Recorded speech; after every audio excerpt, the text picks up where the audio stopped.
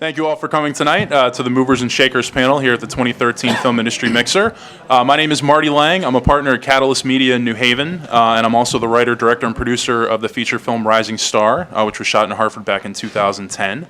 I have a wonderful group of guests here assembled with me. We're going to talk about a wide range of topics here tonight dealing with the film industry, both internationally, nationally, and how it kind of deals with the state of Connecticut as well. So I'd like to go through and introduce our guests first. Our first guest, it comes to us from the lovely state of California. He is the producer of the feature films Employee of the Month, Good Luck Chuck, and My Best Friend's Girl. He created the television shows The Next Best Thing for ABC, Comedy All-Stars for Nessun, and the Fox sketch pilot Naked But Funny. And he's executive produced over 50 TV specials, documentaries, reality programs, and scripted shows. Worked with his own management company, working with talent like Dave Chappelle, Jay Moore, Dane Cook, Stacey Morgan, Whitney Cummings, and Louis C.K., and currently runs his own company, Barry Katz Entertainment. So let's give a warm welcome to our first guest, Barry Katz.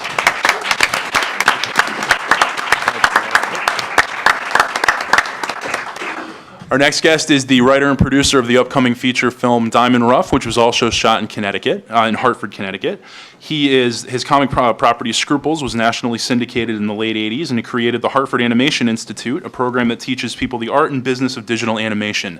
He and his work have appeared in People, Ebony, and Jet magazines, the New York Times, Boston Globe, and C-SPAN, and he also received the prestigious Point of Light Award from the White House for bringing the arts to disadvantaged youth in 1999. Let's give a warm welcome to Joe Young.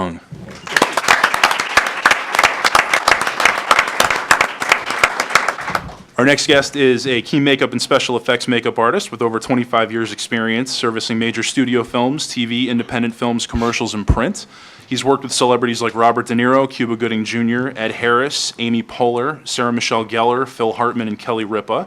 His credits include the Stanford-based TV series Are We There Yet?, the film Cloverfield, the TV show Upright Citizens Brigade, The Namesake, Jackknife, and what I think is most impressive, over 1,000 episodes of All My Children. He was also nominated for an Emmy in 1994 for his work on Saturday Night Live. Let's give a warm welcome to Norman Bryn.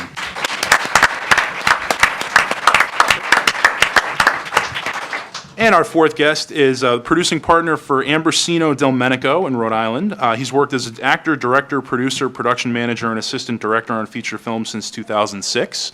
He's the producer and AD of a film called Almost Human, which is going to world premiere in the midnight section of this year's Toronto International Film Festival.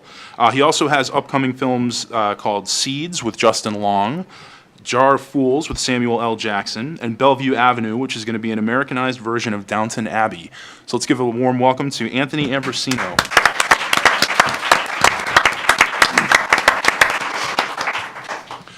So the first thing I'd like to do is just sort of talk about the state of the industry as a whole. In June, Steven Spielberg and George Lucas spoke of a possible upcoming implosion of the film industry, where ticket prices might increase to cover costs of blockbusters, and described a current climate where even established filmmakers are having trouble getting their films made. One example is Spielberg's film Lincoln, which won multiple Oscars, which came this close to actually being an HBO TV movie. So my first question to you guys is, what do you think now of the current state of the film industry? And any one of you can jump in. I agree with Mr. Spielberg, and I think Mr. Lucas echoed his sentiments. We only have to look at films like The Lone Ranger to see where this is going. It's a colossal failure.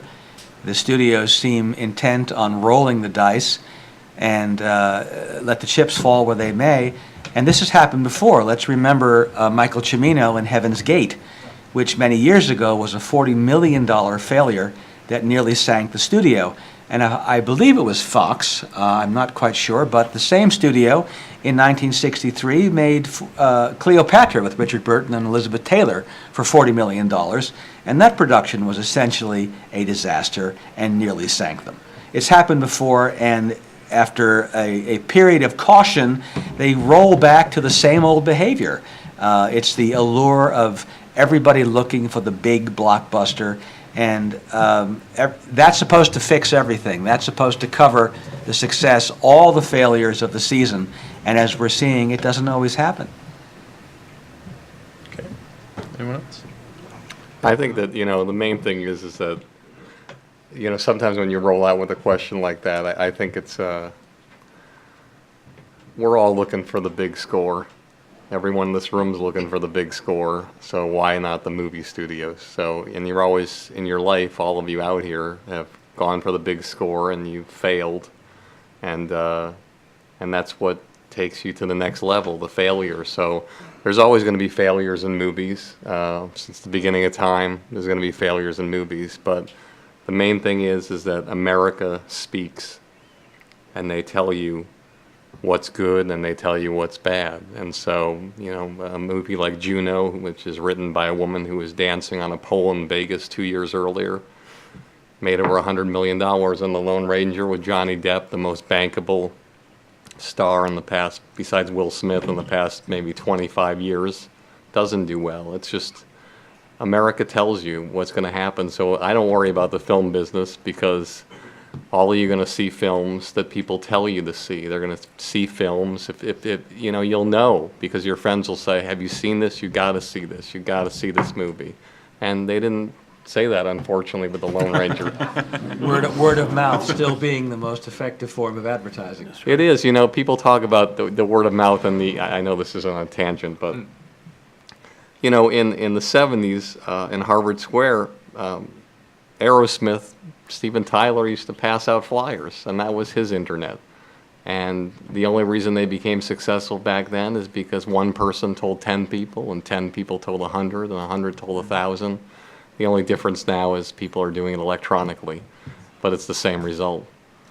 I think your takeaway, anybody that's here to ask these questions and get answers for what's going on in the state of the industry, your takeaway in this is, I think there's no better opportunity for you. There's a greater opportunity for you now than there's ever been to get out there, because it is sort of a panic in the studio system where they are trying to just go for the tentpole movie or what's going to bring in the big blockbuster bucks, and they're relying sort of on the independent scene to cultivate and develop the next fad director, the next fad genre.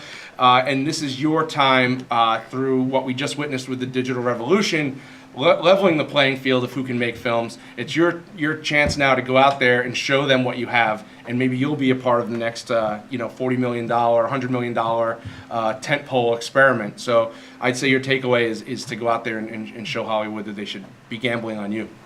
And well, I agree with all that. I think now is the best time ever for independent filmmakers because of the one word, technology. And I think that actually the studios may be getting nervous. When we did our feature, I think it was possible because of one thing, the recession. Actors were half price, we had access to the red, and so I think now is the greatest time for independent filmmakers in the history of filmmaking.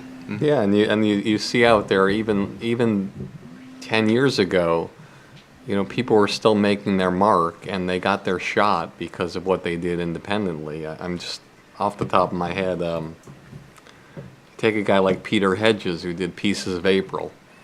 I think he did it for $300,000. Now, granted, that seems like a daunting amount of money for anybody, but for what we're talking about, it's not. And that led to him getting Dan in Real Life, which was $27 million. So Right. it just, you do the work. All of you out there, I can't stress this enough. You do great work, great things happen. You do shitty work, shitty things happen. That's the way it works. I mean, that's just the way it is. You create holy shit moments, you get holy shit results. You create shit moments, you get shit results. That's I am reminded this digital breakthrough is reminiscent of the 1950s, if you will. And I see a lot of young faces out there. Many of you won't remember, but I also see faces that might remember the history of Hollywood. In 1950, the studios were ordered by Congress to divest themselves of their theater and exhibition empire. The MGMs of the industry were built by a total lock on the motion picture industry. And they had something that was called block booking, which was illegal then, it's illegal now. If you wanted to book Gone with the Wind, you had to take 6 dogs from MGM or anybody else. They could force you, the independent exhibitor, to do that. They owned some of the theaters, but there was also a certain number of independents. When Congress told them it's monopoly, it's antitrust, and sued them and won in 1950, they had to sell those theater chains to independents, and out of that came people like Mr. Roger Corman, who is now in his 80s, who was given the AFI Award for Lifetime Achievement, long overdue. He's a legend. He started making entirely commercial pictures. Many of you are familiar with a title called The Fast and the Furious, with people like Vin Diesel. Well, I believe in 1952, Roger Corman made the first Fast and the Furious with Dorothy Malone and John Ireland. It cost $12,000 out of his own pocket. And it has since reaping dividends for him many times that he invested. But the point is, he went on to become a major player in the independent scene, making pictures like the Poe movies with Vincent Price, The Wild Angels with Peter Fonda and Nancy Sinatra. He gave Jack Nicholson his first work. He hired Francis Ford Coppola, Jonathan Demme. I could go on and on. Joe Dante. And what's happening now reminds me that when there is a significant change in the business, in the venue of how pictures are not only made, but how they are delivered to you, the picture-going public. And that's what the digital age is. It is nothing less than a new revolution. And out of it will come auteurs, and out of it will come hacks. But the point is, it is opening doors the same way the doors were opened in the 1950s. And I am intrigued, as a 30-year veteran of this business, to work with young producers and directors who call me and say, "Can I afford you?" And I say, "Well, you can if your picture is interesting," and it gives me a creative challenge. That's what I want to see. I want to work with these young people who are making webisodes and digital pictures.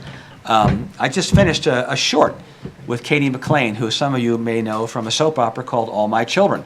She was on for some 25, 30 years, played Dixie Cooney. She just directed her first film, which, like Roger Corman, she financed out of her own pocket.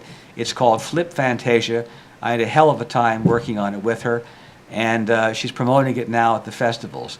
It is your oyster if you're a young filmmaker and you can deliver a picture shot with a red HD camera that's got quality, and you want people to see it. It's a wonderful opportunity now. Let's talk a little bit more about that, about the independent revolution here. The explosion in digital technology and the affordability of it, as well as the rise of social media as a means of distribution and audience building, really sort of has given independent filmmakers, like you say, opportunities that they haven't had before to get stuff out there. It also could be construed as, a possibility of introducing a lot of subpar work into the marketplace, the possibility of downward wage pressure, things like that, while others, herald this as the age of the independent filmmaker. How has the increase in independent work affected you guys, either as a creator or as a crew member in the work that you've been doing? Anyone? Well, I think that, for me, I'm probably, I guess we're all different here in what we do. I started as a stand-up comic, so not evident tonight. But I did that, and I realized that wasn't what it was supposed to be, and then I became a manager, and I started managing people. There weren't many people I could manage, because when you're young and you're a manager, there's no management college. So you can't represent anybody who's making money, because why would they want to be represented by you? So I had to represent young teenagers like Chappelle and Tracy Morgan and Louis C.K.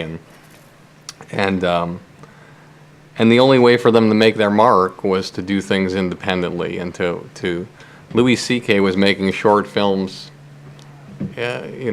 from the time he was 18 years old. Tracy Morgan was doing things up in Harlem that were incredible.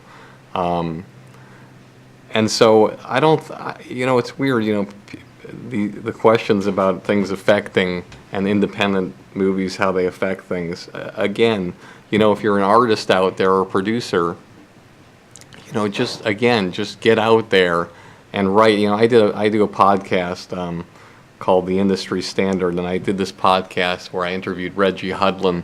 And for those of you who might not know him, he and his brother Warrington were from East St. Louis, probably the worst neighborhood in the country, and they just had to get out. They just needed to get out, and Warrington got out first, and Reggie ended up getting into Harvard. Got to Harvard, wanted to be a filmmaker so bad, got to Harvard, found out they don't have any filmmakers. Nobody endorses film at Harvard. They don't want it. So he went to the AV department and he borrowed one of those cameras the size of Rhode Island, that you have to lug around. And his brother said, listen, if you want to make something, if you want to make a film, why don't you just shoot like a 10-minute section of the film and prove to people that you can do it, you can direct, and you can do something. And he worked on a screenplay for a year. And I believe what happened was one night he went to see Animal House. And he thought, let me rip up this fucking script because I have an idea. Why aren't there any black movies with people having parties and fun? So he wrote a 10-minute thing that night. He wrote a 10-minute thing, house party. Right. And he got his cameras, he cast it, he shot it, and it got passed around, and all of a sudden what happened was he got a meeting at New Line, and they gave him the keys to the kingdom. They gave him $2.5 million and the chance to direct his own movie. And after that, Eddie Murphy called, Boomerang. And later on, Quentin Tarantino calls him and says, hey, you know what? You know that argument we had over which was the best slave movie? Yeah, well, come over to my house. I have something for you. And comes over to Quentin Tarantino's house. He pulls out the script of Django Unchained, and he says, listen, 15 years ago, you planted the seed. Here's the fucking tree. That's right. And he gave him Django, and they produced it together. So it's just the trajectory is just, independent movie. All of you. That's the way anybody can go. I mean, you're not going to get the keys to the kingdom at the studio film right away. Consequently, anything that you do well and makes your mark, it's amazing. Doug Herzog's another guy at Comedy Central. I'm sure you may all be familiar with the South Park Christmas card. It was just a video Christmas card. There was no internet. It was a VHS tape. They would dub VHS tapes and send them to people. And one young executive at Comedy Central says, hey, Doug, I know I've never asked you anything before, but could you come in this conference room? I want to show you something. Popped in the VHS tape. He said, play that again. Played it again. He said, play that again. And he said, bring those guys in here. Let's make a deal with them. And then they got a chance to make their films. Again, I'm a broken record, and I'm sorry, but just do extraordinary work, and you will rise. You will rise to the top because there aren't a lot of extraordinary artists, and you can't. There's a reason why Dave Chappelle can make a phone call to his agent and say, you know what, I want to do an arena in Houston tomorrow night.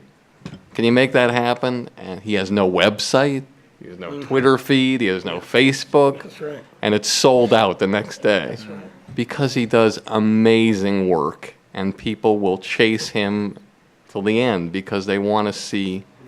They don't want to see ordinary. They want to see extraordinary. So in the filmmaking world, the independent thing, it is moving things and it is doing great things, because in the studio world, there's like 100 different people making decisions and working on things as a committee. Yeah. When I did Best Friend's Girl, I'm sorry to ramble, but this is important. I go into the marketing meeting. Okay, we got a big marketing meeting. We got to show you the poster with Kate Hudson and Dane Cook and Alec Baldwin and Jason Biggs. We got a great slogan for you, Barry. You're going to love this. We get into the meeting. They bring in the poster. They have the whole thing. They're so excited. They take down the curtain from the poster. And it was My Best Friend's Girl. It's funny what love can make you do. That was the slogan that they came up with. So, of course, independent filmmaking is going to blow everything in studio filmmaking away. Because if you can't top that, then you got a fucking problem. I have to ask, since you're taking meetings with major studio executives, what is the average age today of a studio executive? Well, believe it or not, the age of the studio executives in film are still, they are older, but they always have young people around them. So they're normally between, I'd say, 40 and 60, but there always is that group of young people in there to fill out the vibe. They're not the decision makers, but keep in mind, when Peter Engel sold Saved by the Bell, Brandon Tartikoff was the president of NBC. He was 28 years old. okay, 28 years old. And Peter was 51 at the time. And he had to convince a 28-year-old guy to pick up Saved by the Bell. And again, it goes with what you do as a filmmaker, what you do as an artist. Peter said to me on the podcast, he says, Barry, what would you do to sell a show? Would you call the guy up every day? I said, yes, I would. What would you do to sell a movie? Would you go into the president's office and barge through the door when the assistant's not looking? I don't think I'd do that, Peter. Would you lie down on the floor in the president's office until he gave you what you wanted? I said, no, I wouldn't do that. He said, that's what I did. I lied down on the floor of a 28-year-old man's office. And he was president, and I was a 51-year-old guy who did nothing. I said, if you don't give me a pickup for Saved by the Bell, I am not leaving here. You have to take me out of here in handcuffs. And he was making his calls, doing whatever. Finally, after 2 hours, he says, oh, fuck it. Okay, you got your 13, Peter. And the rest is history. So in answer to the question, too, it's not just about independent film doing great things and getting things forward and moving. It's about you being passionate and persistent and fighting to get the stuff you want made so it will make an impact on the world. And everything is changing, and it will continue to change. And a lot of these people here are changing with it. Right. Well, I think, from my experiences, what I can speak from as we secure distribution, I find that the acquisition directors now are 25 to 32 years old, but they're certainly the messenger, and they're the ones who can rep your project. I've also believe it's 50-50. You have to have extraordinary talent. That goes without saying. But I think the other 50% is the hustle, which is just important. You have so much mediocre talent breaking doors. You see their work on the network, but they have the hustle to them. In short, I think that in any endeavor in life, whether it's filmmaking or trying to get the job, I think I reflect on Martin Luther King. He said, if you can make a better mousetrap than your neighbor, even if it's in the woods, the world will make a beaten path to your door. So I believe if you create something extraordinary, the world is going to come to you. Years ago, I'm not that religious, I'm very spiritual.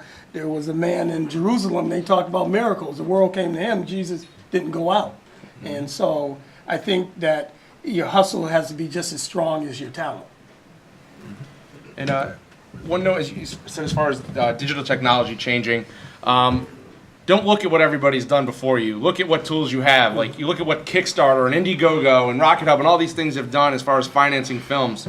And something extraordinary happened, and Nick, correct me if I'm wrong, but the SEC recently passed, and it's not in effect yet because they haven't figured out how to manage it, but you are very soon going to be able to actually sell investments through Kickstarter for your film. So instead of giving them the signed DVD to your mom for putting in her $500, she'll be able to buy percentage points on your film. So it'll be crowdsourced investment.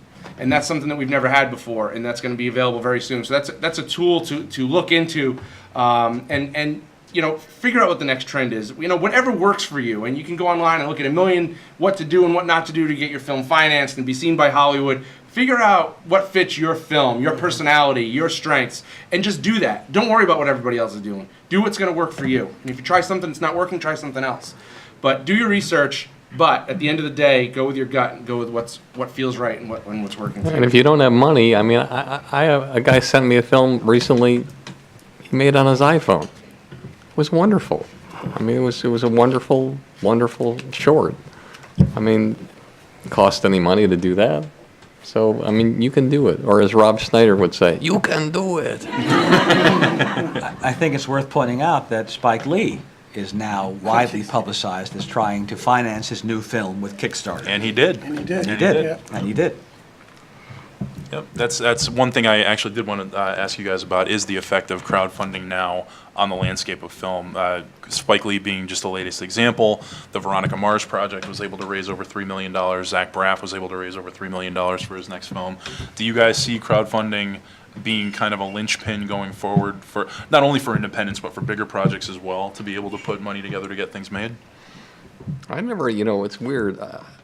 I'm the wrong guy here because when I hear that Spike Lee or Zach Braff is going on Kickstarter and financing their films, the first thing I say is, motherfucker, you're taking money away from some other people who can do it. You got the money. Yeah. Yep. Yeah. You have the money to do it, but get the loan, do your own fucking thing. Let other people get on Kickstarter and do it. So that's the first thing I say to myself. Maybe I'm wrong, but I would never write a check to Spike Lee.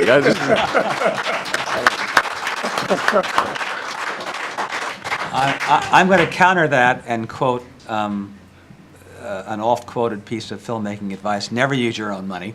That is what many of the older people would tell you. Yeah. There was a time in this business years ago where you would have an independent film and you would raise money through... You got this great thing about you. There's a time long ago. I love that.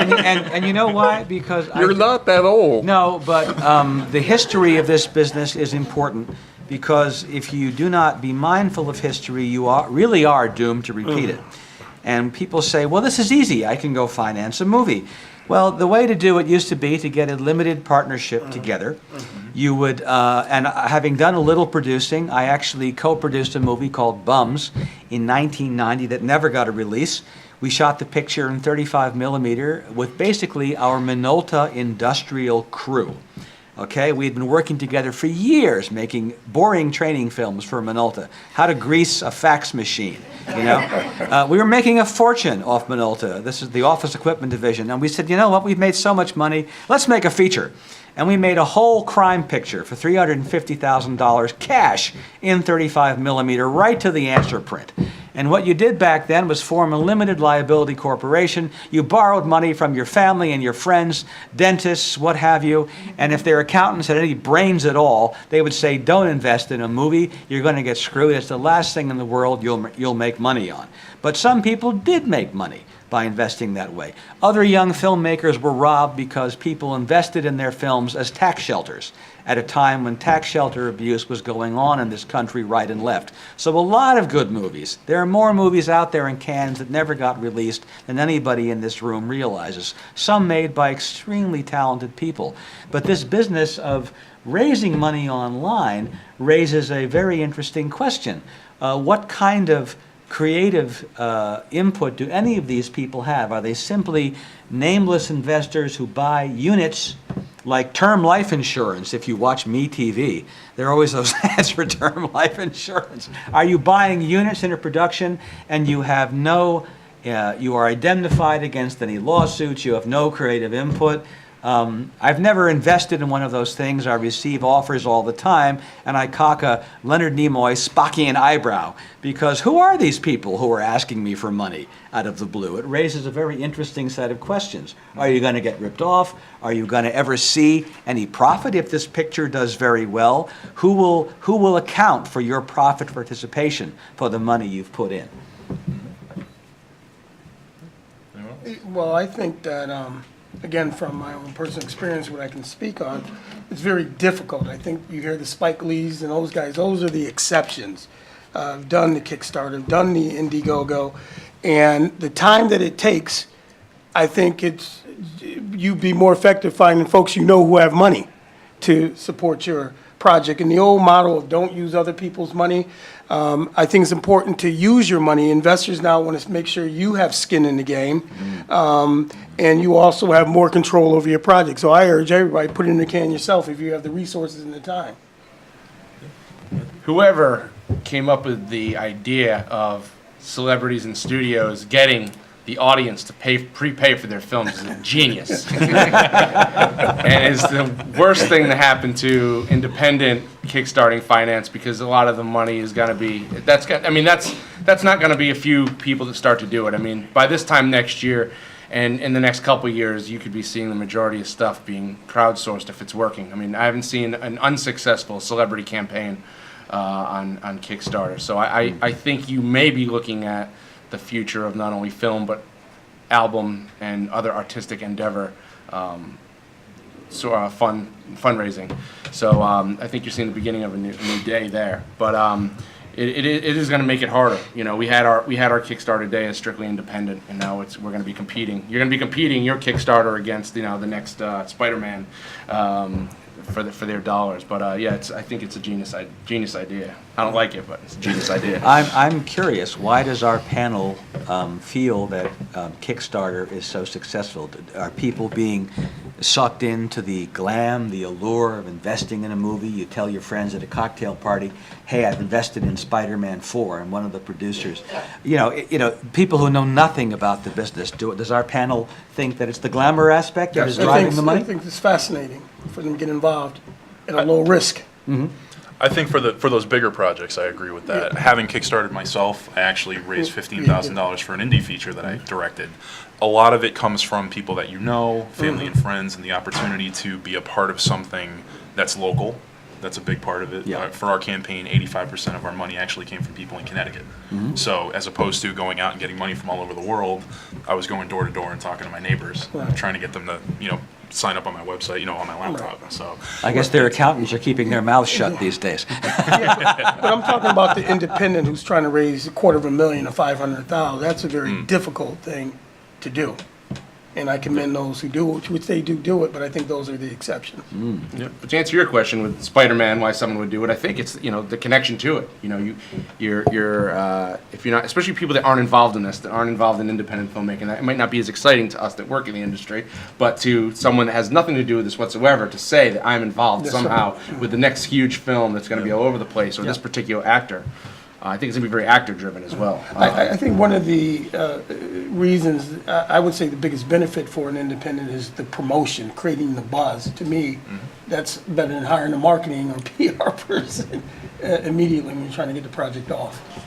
Do you think the stars themselves play any part in soliciting these funds to increase the glamour aspect?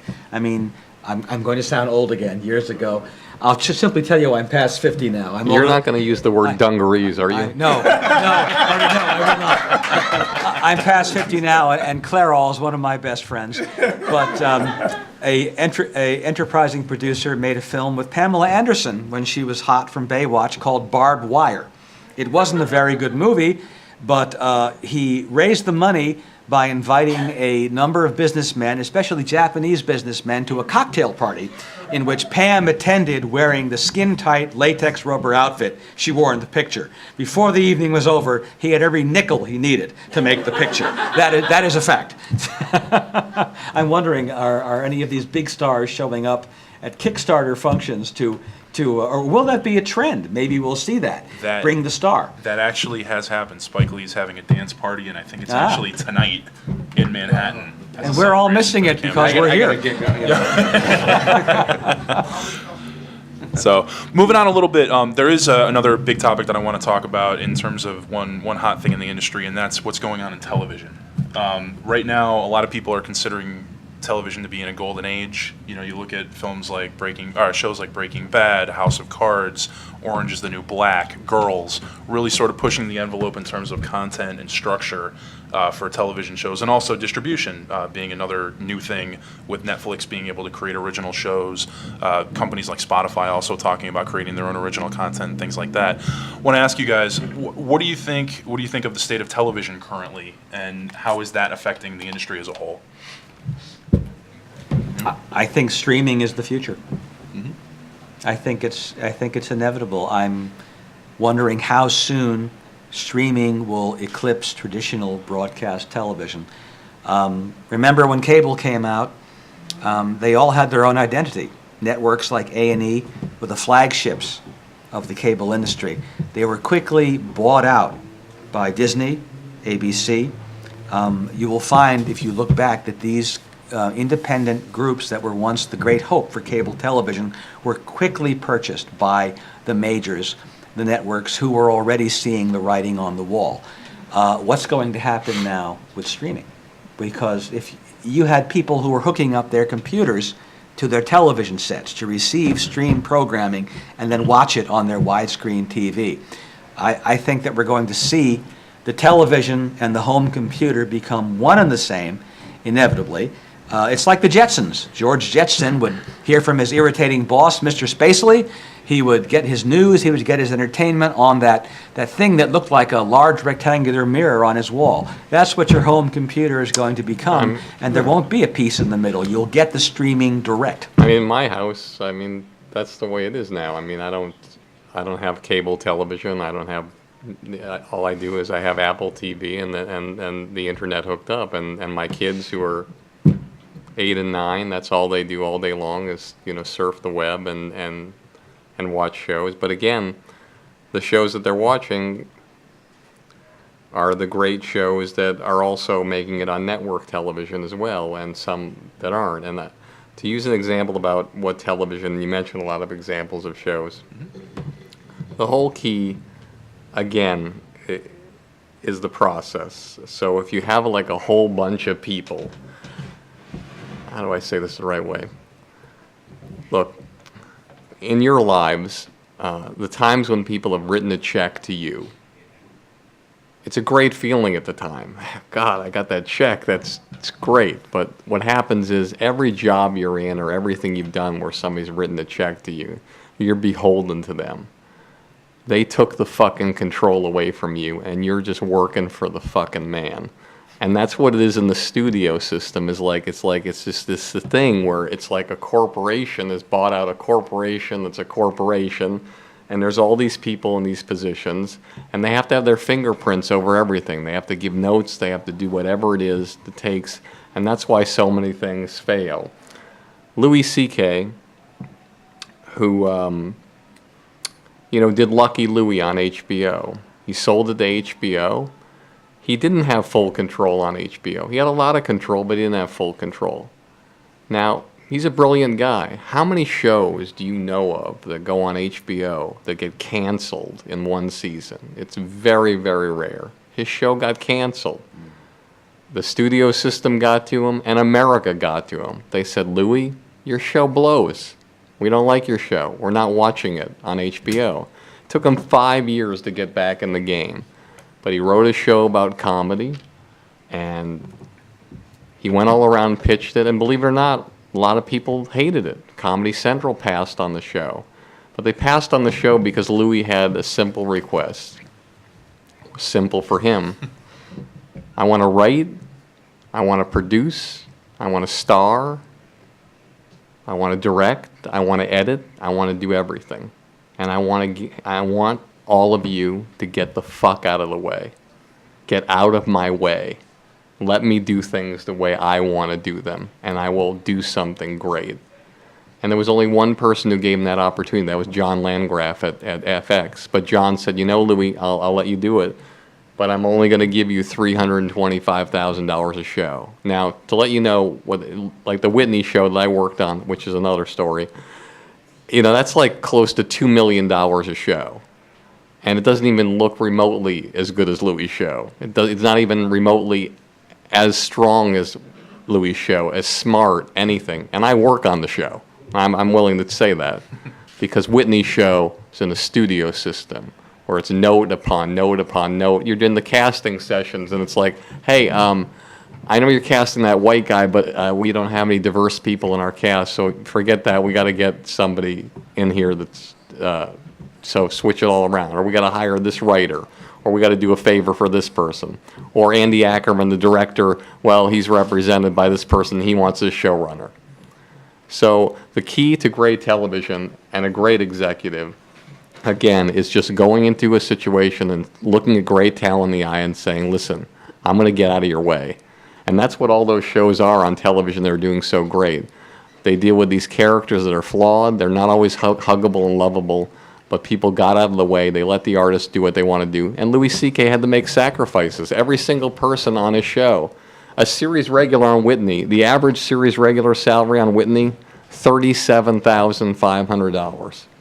The average series regular role on Louis, $1,095. It's just he has to hire people as guest sets. Everything is like that there. But it doesn't matter because people like Robert Kelly, who plays his brother, he'd pay $10,000 to be on Louis' show. And so would I, to be honest with you. And so that's what it's all about in the way the television is moving into this age. And the Netflix and the Hulus, yeah, everything's going to change. I just sold the show to Hulu, and it's all going to change, but it's still the same thing.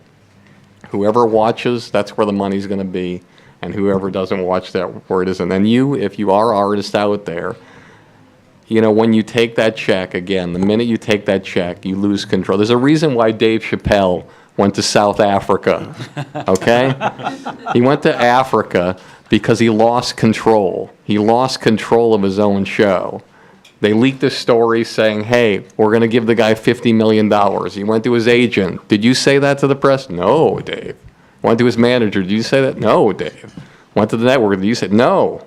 Nobody said lawyer. No. So he had to work with a team of people that somebody was lying to him creatively and about the show. So he couldn't work anymore on a show like that because he didn't have control. He lost control. And everything about your success in this business is going to be about control. And the shows that don't do as well are the ones that have lost control. Guys, any thoughts? I agree with you 100%, except for I don't think that the answer every single time is for the artist for everyone to get out of the artist's way. And maybe it's just because I'm working at a lower independent level, but I end up working with a lot of artists that would be more successful if they just got out of their own way. That's true. And I think we all know that person that insists on being the writer, director, editor, producer on their own project, and it's been 5 years and it hasn't come out. And Because they're not Louis C.K. Yeah, right? they're not. Yeah, and I think that's only true when you have exceptional talent, and when you have someone either new to the industry or not as polished or for whatever not as good. You can still be successful, but appreciate the notes that are around you. Appreciate the team that can be around you. And I would say, know when to get out of your own way and bring in someone else and say, hey, you know what? You're better at this than me. Help me. And I think that's the only rub and part that I would just disagree in some instances is it's not always the case of people mucking up the artist, and sometimes they do it to themselves. Fair. And well, basically I agree with what everyone said on the panel, but I think as far as distribution, I think, with technology is the wild, wild west, and I work with young people on a regular basis, and I think YouTube and places like that are gonna start taking over everything, and this device right here is gonna, this is what to invest in right now in the phone companies, and I think they're gonna take over distribution in the next 20 years. All right. I have to add, I think you're right, and in a way, I'm appalled. I like to watch a widescreen movie on a big screen. The other night, I was at the Film Forum in New York watching a couple of tacky B movies from the 50s on a double feature. It was glorious to see them in widescreen, even in a small movie theater. I personally am not going to watch television shows on a little device in widescreen letterbox that I can hold in the palm of my hand. But the young people are going to. It's not just about what you're making, it's how you are delivering it to the people who are going to watch it. And unfortunately, for better or worse, this is how it is. This is how it is. Yep. But, I mean, as much as I love widescreen stuff as well, but, when my nephews that are preteens, I think it also goes to say with society that we're seeing a downshift in social behavior, and they don't want to be bothered. A lot of people don't want to go to the theater and have to deal with teenagers talking on their phone or any of that stuff. If they can sit there in their room and watch something on their phone, they really don't care. And I don't know if it's just because they didn't grow up with it and they're growing up with this new technology, or if in a couple years we'll all be watching everything on our Google Glass. It's things are changing in ways that we cannot foresee, and I think sometimes people are now preferring to not have to deal with all of you people. They want to sit in their room and not be bothered, and control the volume and control the pause and go get some food and all these different things. So I just think it's another way of looking at it. But I think, again, I talked earlier about how technology is one of the greatest things to happen, but it's also the worst thing to happen to society too. These kids, everything's impersonal. They don't want to interact. If they can go on their phone and get that instant entertainment, that's what they're going to do. And I think technology is a great thing, but it's also a disaster too, as far as communication. I agree. It's a totally double-edged sword. Yeah. And I think you probably have to wrap up, but Yeah. I just wanted to say something it might seem unrelated to this panel, but I think it's important because all of you want to make your mark. So when I think from all of us, we want you to make your mark, and we want you to do really well. And so I just wanted to say one thing, and then I'm sorry, but it's important. Think about this for a second, okay? And I'm going to give you the Reader's Digest version of this. It's fun. This is what I want you all to do as an exercise, if you can this weekend or whatever. Think about everybody you know that you've worked with or that you've been in a relationship with, a boyfriend, girlfriend, whatever, or a work or anything you've done. Think about that. Think about having them all in a soundproof booth where you can just watch them, somebody answering the questions. First thing is they ask, what's great about this person? Tell me all the things that are great. You got the list of all the things that are great. The next half, tell me all the things about this person. They're like ankle weights. These are the things that they do over and over again that fuck everything up. Okay? And think about those lists of what people would say about you, the good and the bad. And those are the most important tools of your careers. Take the bad and burn it and never exhibit one of those qualities ever again. And you all will rise and you all will be amazing and do great stuff. And thank you so much for appreciative.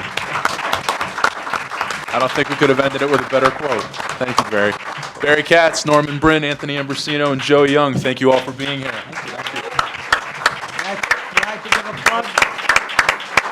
I've written a book about my experiences in the business. It's called Makeup and Misery, Adventures in the Soap Factory. It's about my years at ABC with people like Susan Lucci, Sarah Michelle Gellar, and at NBC with people like Phil Hartman at Saturday Night Live. It's a peg on which I have hung the story of the New York film and television industry from the makeup artist's point of view. The actors, the unions, the shows, the politics.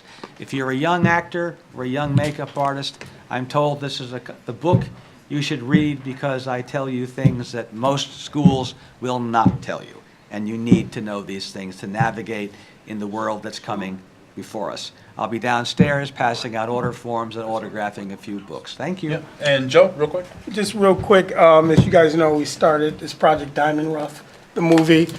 Just making an announcement, all the actors will be notified and producers, but November 1st is the red carpet premiere of Diamond Ruff. It will be held at the Bushnell Theater, Morrison Hall, 3,000 seats. And, All right. and so to everybody, thank you for getting us there. Excellent. Thank you, everybody. So if everyone just hold tight for a minute. True mover and shakers.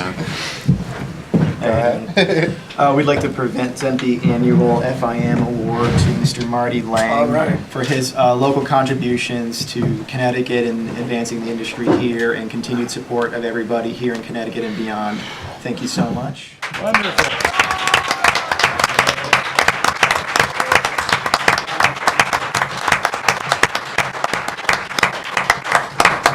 Marty's he's been involved in everything, Yes. from the tax credits to creating the film training program in Connecticut, writing the syllabus for it, right? He did that. That's right. And he's a nice guy. Yes. That's what matters the Very most. much so. People are nice, hardworking, and that's Marty, so that's why we're giving you the award. Yeah. Do I give a speech since there's a mic in front of me? Thank you, Neil. Thank you, Alex. It's been a fun 10 years working in this business with everybody, and it's been the most rewarding part of my professional career to be a part of the industry here in the state. And I'm just glad to be here, and I'm glad to help the people that are here. And hopefully we can keep doing more stuff in the future. Thanks. Yes. And another applause for our great panel.